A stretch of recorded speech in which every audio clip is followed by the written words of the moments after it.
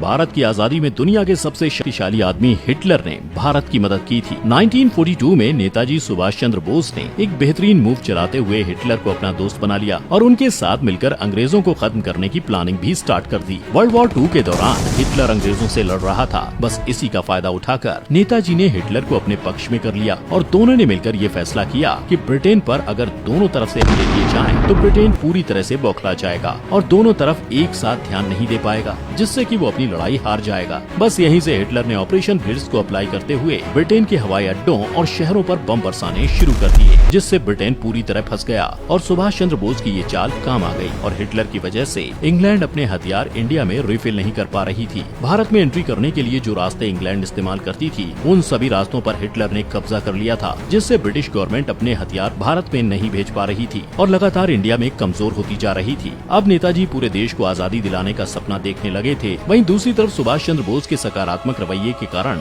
Japan भी उनसे काफी प्रभावित हुआ। नेताजी ने जापान से भी मदद ली। उन्होंने जापान के पीएम टोजो से बात करके युद्ध में पकड़े गए ब्रिटिश इंडियन आर्मी के सभी सैनिकों को रिहा कर दिया और फिर वो सैनिक और साउथ ईस्ट एशिया में रहने वाले भारतीय नागरिक नेताजी की आजाद हिंद फौज में शामिल हो गए। इस फौज को हथियार और पैसा जापान दे रहा था। जापान से दोस्ती निभाते हुए आजाद हिंद फौज के सैनिकों ने बर्मा और मणिपुर में अंग्रेजों के खिलाफ मिलकर 2 युद्ध लड़े। इससे पहले सुभाष चंद्र बोस ने वादा किया था कि 1 साल के अंदर अंदर आजाद हिंद फौज को आजाद भारत में लेकर आएंगे और उनकी ये बात सच भी साबित हुई। वर्ल्ड वॉर 2 में जापान ने ब्रिटेन से जीते हुए अंडमान और निकोबार आइलैंड को नेताजी को दे दिया, जिसके बाद नेताजी ने यहाँ पर स्वतंत्र भारत की एक स्थायी गवर्नमेंट बनाई, जिसे 9 देशों ने मान्यता दी। इसमें जर्मनी, जापान, फिलीपींस और इटली भी शामिल थे। भारत के इस आजाद आइलैंड पर पहली बार भारत का तिरंगा लहराया गया और आजाद जगह के सबसे पहले प्रधानमंत्री थे नेताजी सुभाष चंद्र बोस। यहाँ पर उनकी खुद की सरकार के साथ साथ एक बैंक भी था, जिसका नाम था आजाद हिंद बैंक। इतना ही नहीं, उनकी खुद की करेंसी और स्टैम्प भी थे।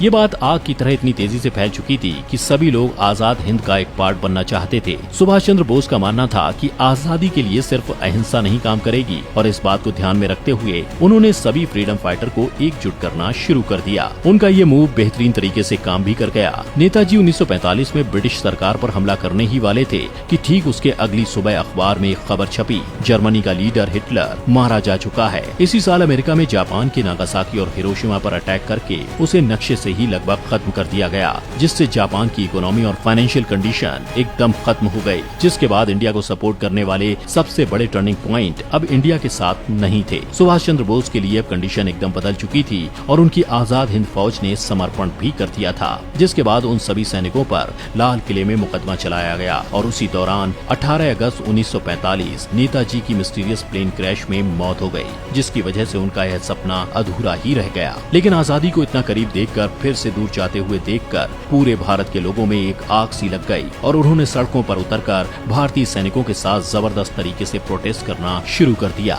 लेकिन नेताजी के अलावा आजादी में सबसे बड़ा योगदान है गांधी जी का भी। बेशक है, इन दोनों की सोच अलग अलग थी, लेकिन फिर भी दोनों का उद्देश्य एक था। सत्य और अहिंसा को अपना हथियार बनाकर देश की आजादी के लिए लड़ने वाले महात्मा गांधी ने अंग्रेजों के स्ट्रक्चर और इकोनॉमी पर जबरदस्त तरीके से चुपचाप नीति वाला वार किया। गांधी जी के द्वारा चलाए गए चंपारण आंदोलन से पहले देश में गरीबी और भुखमरी से लोगों की मौतें हो रही थीं। महात्मा गांधी के 1917 में किए गए चंपारण आंदोलन के बाद अंग्रेजों को भारतीय किसानों की जमीन के लिए उन्हें मुआवजा देना पड़ा। इतना ही नहीं, उस वक्त हमारे ही देश में हमारे ही किसानों के द्वारा उगाए जाने वाले उत्पादों को बेचने के लिए उन्हें टैक्स देना पड़ता था। अंग्रेजों की इसी नीति का जवाब देने के लिए नमक सत्याग्रह शुरू किया गया, जिसके बाद अंग्रेजों को मजबूर होकर रोजमर्रा की चीजों पर लगने वाले टैक्स को खत्म करना पड़ा। ये तो आजादी के लिए गांधी जी का सिर्फ एक ट्रेलर था। इसके बाद उन्होंने अंग्रेजों के खिलाफ ऐसा मोर्चा खोला कि देश के वकीलों, अध्यापकों, सरकारी दफ्तरों में काम करने वाले भारतीयों ने हल्ला बोल कर दिया, जिसके चलते देखते ही देखते अंग्रेजों के सरकारी दफ्तर में ताले पड़ गए और इस साइलेंट मूव का नाम था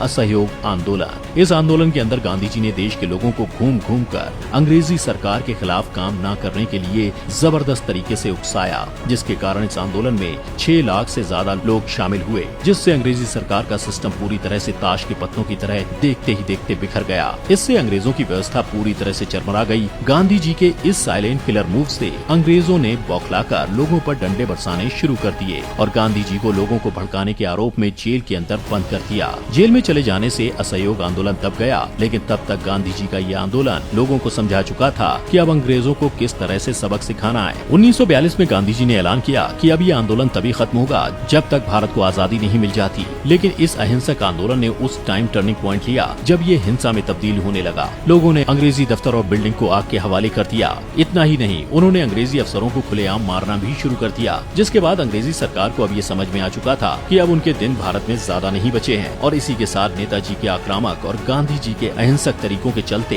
अपने भारत को 1947 में आजादी मिल गई। लेकिन जरा सोचिए, अगर वर्ल्ड वॉर के दौरान हिटलर इंग्लैंड की इतनी हालत खराब नहीं करता तो क्या हिटलर के बिना हमें आजादी मिल पाती? जर्मनी और जापान जैसे देशों ने हमारी हेल्प सिर्फ इसलिए की क्योंकि हम सभी का दुश्मन इंग्लैंड ही था। अगर ऐसा नहीं होता तो शायद ही ये दोनों इंडिया की मदद करते। वर्ल्ड वॉर के दौरान ब्रिटेन खुद के जलते हुए घरों को बचाने की पूरी कोशिश कर रहा था और दूसरी तरफ इंडिया से उसका शिकंजा धीरे धीरे कमजोर हो रहा था। बेशक दो अलग अलग विचारधाराओं वाले लोग यानी गांधी जी और नेताजी का रास्ता बेशक अलग था, लेकिन उनके साथ साथ देश का हर नागरिक आजादी की सांस लेने के लिए सड़कों पर उतरने के लिए एकदम तैयार था। और लोगों के इसी आजादी के जुनून ने अंग्रेजी हुकूमत की पैंट गीली कर दी थी। वर्ल्ड वॉर 2 का होना इंडिया के लिए मजबूत पक्ष साबित हुआ, क्योंकि सिर्फ 5600 लोगों की आजाद हिंद फौज ब्रिटिश सेना के सामने कहीं नहीं टिकती, क्योंकि उस समय ब्रिटिश सेना के पास आधुनिक टेक्नोलॉजी के हथियार थे और अगर वे उनसे लड़ते भी तो अंग्रेज उनके साथ ठीक वैसा ही करते जैसा कि वो 200 सालों से करते हुए आ रहे थे, जिसके कारण भारत को आजादी मिलने में शायद थोड़ा और ज्यादा टाइम लगता। और इन्हीं सब कारणों की वजह से इंडिया फाइनली आजाद हुआ। लेकिन अब आपको क्या लगता है, आजादी के लिए भारत में किसका योगदान सबसे ज्यादा रहा? आप हमें कमेंट करके जरूर बताएं और इसी आजादी के जश्न में कमेंट में आई लव माई इंडिया जरूर लिखिएगा।